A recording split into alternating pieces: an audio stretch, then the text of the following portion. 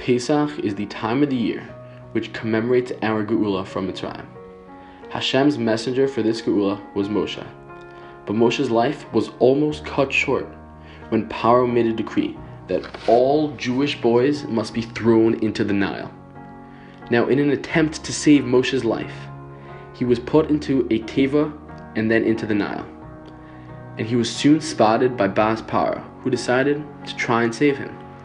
Now, the issue with her good intention was that he was way out of her reach, but she didn't let that dissuade her. She put in as much effort as she could to try to reach her goal. She went down to the water and she stretched out her arm.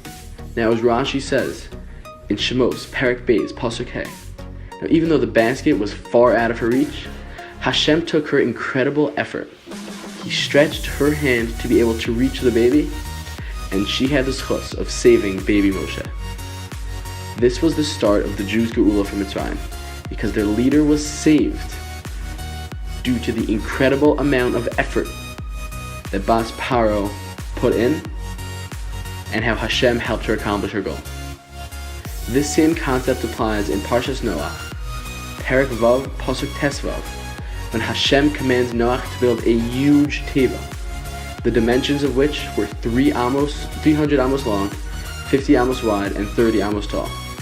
This was huge, but it wasn't nearly big enough to hold the animals of every species in the world. So why did Hashem have Noach build such a huge teva? If Hashem was going to make a miracle and allow all the animals to fit in no matter how big it was, why couldn't Noach just quickly build a tiny little boat and Hashem would have made a miracle? So the Ramban on Parshas Noach answers this question.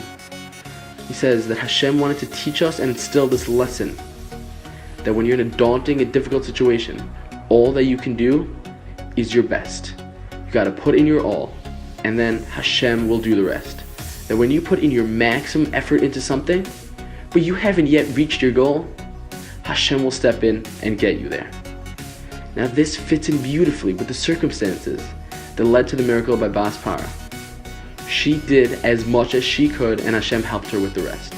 In Egypt, the Jews were at their lowest point.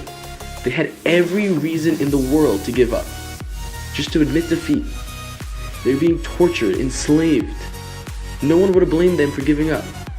But as Rashi and Shemos say, the Jews did three things throughout all of this. They never changed their Jewish names. They never changed the style of their Jewish clothing, and they never changed their language, Lashon HaKodesh. Now, while the Jews were in Egypt, they exerted an incredible amount of effort in order to stay true to their Judaism. And because of this, Hashem helped them. Now, the Jews, throughout history, throughout all the difficulties that they've suffered, have never given up. Jews always keep going, wanting to stay as close to Hashem as possible and finish the race.